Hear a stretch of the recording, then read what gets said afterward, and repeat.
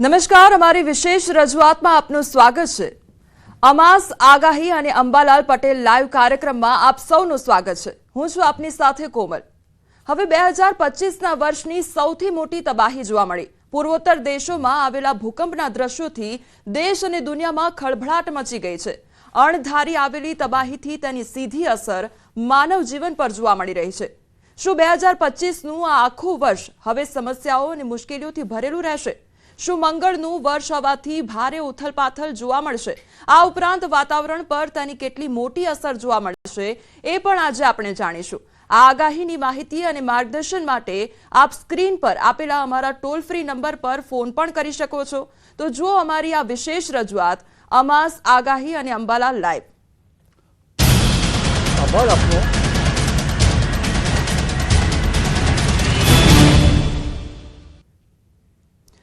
હવે 2025નું વર્ષ ભારે ઉથલપાથલવાળું અને મુશ્કેલવાળું રહેશે. કુદરતી આફત, અમાસ કે પછી પૂનમે તેની વધારે અસર થશે. તમામ તબાહી, ભારે ઉથલપાથલ અને વાતાવરણના અણધારા એંધાણની સંપૂર્ણ માહિતી અને માર્ગદર્શન માટે આજે આપણા ન્યૂઝ 18 સ્ટુડિયો પર ખાસ ઉપસ્થિત છે હવામાન નિષ્ણાંત અને પ્રખર આગાહીકાર અંબાલાલ પટેલ. આપનું સૌથી પહેલા તો ખૂબ ખૂબ સ્વાગત છે. આભાર આપનો ન્યૂઝ 18માં. અંબાલાલ કાકા, હવે જે પ્રકારની પરિસ્થિતિઓ જોવા મળી રહી છે, સૌથી પહેલા તો આજના દિવસ વિશે વાત કરવી છે કે આજનો દિવસ એ ખૂબ જ દુર્લભ સંયોગવાળો દિવસ છે. કારણ કે સૂર્યગ્રહણ છે, એક તો શનિ અમાવસ્યા છે અને આજે શનિવારનો દિવસ છે. એટલે આજનો દિવસ સૌ કોઈ માટે કેવો રહેશે, સૌથી પહેલા તો એ જાણવું છે. પહેલાં તો આપણે જોઈએ, આ ગ્રહણ છે એ વૈશ્વિક અસર કરશે. બીજી બાબત લઈએ તો આ ક્રૂરવારમાં શનિવારની અમાસ છે. અને અન્ય બાબતો જોઈએ તો હવે અમાસમાં પંચગ્રહી યોગ થાય છે, ક્યાંક ષડગ્રહી યોગ થાય છે. એટલે આ યોગો જે છે એ કંઈક વિશેષ થતા હોય છે. અને આ વખતનું જે બનાવો જે છે એની પાછલી તારીખો જોઈએ તો 1962, 1968, 1979 અને આ બધા ગ્રહોની અસરો હતી. ગ્રહો પંચગ્રહી યોગ કે ષડગ્રહી યોગો તો ઘણી વખત બને જ છે અને આમાંથી કોઈ મોટું ધનુષ પણ નીકળી જતું નથી. પણ આ વખતે અલગ પ્રકારનો યોગ બની રહ્યા છે.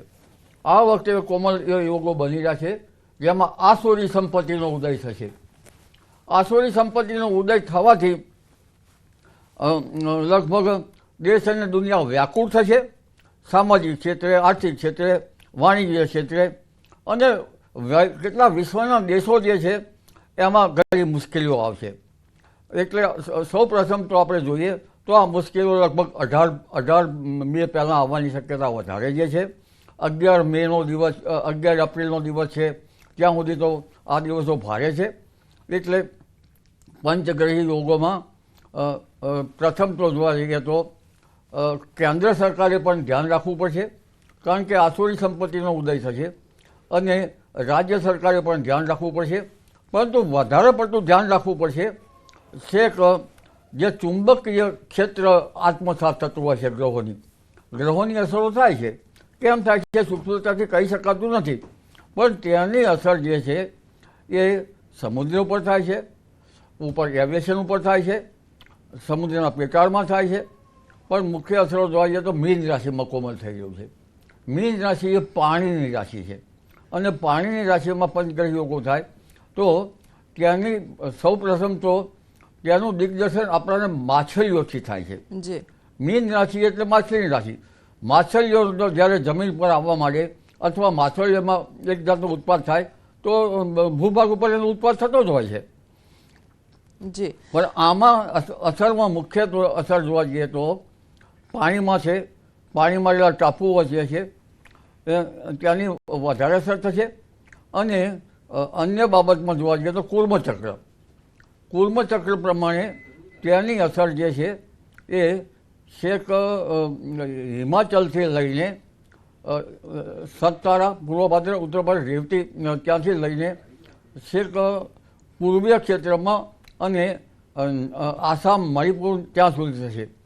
બીજી ત્યાંની અસર ખાસ કરીને ગ્વાટેમાલા, પછી ત્યાર ઈરાન, ઇરાક, પેલેસ્ટાઇન, ઇઝરાયલ, તુર્કી માઇનોર, રશિયા, યુક્રેન, જાપાન, ઉત્તર કોરિયા, આંગ્લ દેશમાં પણ થશે. એ આ અસરો જબરી છે. ભારતે એમાં સજાગ રહેવાનું છે, ખાસ કરીને પાણીજન્ય જે છે, એટલે જે સમુદ્રમાં જે બનતા બનાવો છે, સમુદ્રની અંદર હિલચાલ જોવા મળે, સામુદ્રિક કોઈ દેશ છે એની જે એના ક્રાઇમ અંદર ખાને હાઇલાઇટ ન કરતું હોય એ જોવાનું રહ્યું. જી કારણ કે ઘણીવાર સામુદ્રિક સીમાઓ પણ સાચવવી રહી. જી આપણું અફઘાનિસ્તાનનો ખડકાળ વિસ્તાર છે ત્યાં સાચવવો રહ્યો, જમ્મુ કાશ્મીરનો વિસ્તાર સાચવવો રહ્યો, અને ત્યારબાદ છે જાપાન અને ચીન. આ બધું કર્કવૃત ઉપરના જે દેશો જે છે એ દેશો ઉપર પણ મુશ્કેલી હરકત આવી શકે છે. કારણ કે ચુંબકીય ક્ષેત્ર વધારે આત્મસાત થશે. અને અન્ય જોવા જઈએ તો પાણીમાં તો ખાસ જોવાનું રહેશે કે ખાસ કરીને ન્યૂઝીલેન્ડ, ઓસ્ટ્રેલિયા આ ભાગો પણ એમાં પ્રભાવિત થશે.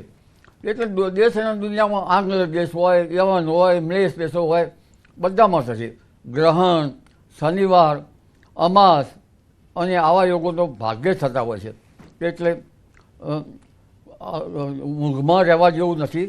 જી સરકારે પણ સજાગ રહેવા જેવું છે. ગુજરાત સરકારે પણ સજાગ રહેવા જેવું છે. સરકારને મારે સલાહ ના આપી શકાય, જી પણ ગ્રહો પોકારીને કહી રહ્યા છે. એટલે જો જેને જ્યોતિષમાં માનતા હોય તો માનવા માટે, કે ના માનતા હોય હું કહેવા માંગતો નથી. જી કાકા, એટલે સંયોગ બહુ દુર્લભ છે, એટલે સૌ કોઈએ ધ્યાન રાખવાની જરૂર છે. અહીંયા સવાલ કાકા એ પણ થઈ રહ્યો છે કે શનિ અમાવસ્યા પણ છે, એટલે લોકોએ એમાં પણ ધ્યાન રાખવાની ખાસ જરૂર છે. એટલે આજના દિવસ માટે લોકોએ શું કરવું અને શું ન કરવું, કયા એવા ઉપાયો કરવા કે જેથી શનિદેવને પ્રસન્ન કરી શકાય? શનિદેવ છે, સૂર્ય અને શનિ પિતા પુત્રને બનતું નથી, તો દુનિયામાં તો કઈ રીતે બની શકે? ખાસ કરીને ઉપાયો આપણે જોવા જઈએ તો આસુરી સંપત્તિનો ઉદય થાય છે. એટલે અને દક્ષિણની વિધિ, દહન વિધિમાં યોગ થાય છે, જે ગ્રહોની વિધિ હોય છે. પરંતુ ખાસ જે આ યોગ એટલા માટે થઈ રહ્યો છે કે ગુરુની રાશિમાં યોગ છે. ગુરુની રાશિમાં શુક્ર પણ આવે છે. એટલે શુક્ર છે એ અસુરનો દેવ છે, ગુરુ એ દેવનો દેવ છે. એટલે અસુર અને દેવ વચ્ચેનું જે આપણે તમે જોયું છે જે દ્વંદ્વ થયું હતું, દેવાસુર સંગ્રામનો ખ્યાલ છે આપને? ત્યારે રાહુ જે છે, રાહુનું ધડ અને માથું બે અલગ થઈ ગયું હતું. એ દેવાસુર યોગ જેવા યોગ બની રહ્યા છે. એટલે જે ઉપરની કેટલીક શક્તિઓ જે છે, નકારાત્મક શક્તિઓ, એ શક્તિઓ ઉજાગર થાય એવું આધ્યાત્મિક દ્રષ્ટિએ વિઝનથી આપણે કહી શકાય. અને ખાસ કરીને જે શુક્ર રાહુના યોગો છે એ તો બહુ ઘણા યોગો ખરાબ છે. એટલે લોકો ઘણી વખત અંધશ્રદ્ધામાં જતા ન રહે એ પણ જોવું પડશે. એટલે આ બધી બાબતોમાં ઘણી કરીને અગમ્ય પ્રકારની જે ઉચાટ બની શકે ઘણાને, અને દેશોમાં કંઈક નવા પ્રકારનું બનશે, કોઈ નવી જ પ્રકારની બાબતો બનશે જેનો આપણને ખ્યાલ ના હોય. કંઈક એવી બાબતો બનશે કે અણધારી બાબતો બનશે. એટલે લોકોએ ધ્યાન રાખવાની જરૂર છે. ખાસ કરીને ધ્યાન રાખવામાં જો શનિદેવ છે, અમાસ છે, એ આ 10 અમાસ છે. ક્યારેક શિનાવલી અમાસ અને કુહુ અમાસ હોય છે. આવા વખતે બાળકો જન્મ્યા હોય તો એની શાંતિ કરાવવી પડતી હોય છે. પણ 10 અમાસમાં, અત્યારની અમાસમાં ભગવાન શિવની ઉપાસના કરવાથી સારું રહે. કારણ કે અમાસ એ ભગવાન શિવની પણ છે. પરંતુ આ જે અમાસમાં મીન રાશિમાં શનિ આવે છે અને મીનમાં બધા ગ્રહો બને છે, અને આ યોગો જે છે એ શાપિત દોષ થાય છે. શાપિત દોષ